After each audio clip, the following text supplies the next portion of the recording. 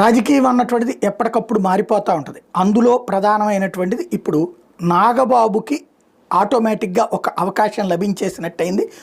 ఏదైతే మొన్న ఈ మధ్యనే ఎంపీలు రాజ్యసభ సీట్లకు సంబంధించి 3కి 3 అని పవన్ కళ్యాణ్ అన్నప్పుడు 2 తెలుగుదేశం తీసుకుని 1 భారతీయ జనతా పార్టీకి ఇచ్చింది. అదే సందర్భంలో దానికి బదులుగా నాగబాబుకి మంత్రి పదవి అంది. అదే సందర్భంలో ఎమ్మెల్సీ ఎలక్షన్స్ అయిన తర్వాతన ఈ కార్యక్రమం అన్నటువంటిది అప్పుడు తీసుకున్నటువంటి నిర్ణయం. ఇప్పుడు ఎమ్మెల్సీ ఎలక్షన్స్కి సంబంధించి కీలకమైనటువంటి అడుగు పడింది. ఏదైతే తాజాగా జరిగినటువంటి పరిణామాల మధ్యన ఎమ్మెల్సీ ఎలక్షన్స్కి సంబంధించినటువంటి నోటిఫికేషన్ వచ్చేసింది. మొత్తం 5 స్థానాలు ఖాళీ అవుతున్నటువంటి సిచ్యుయేషను.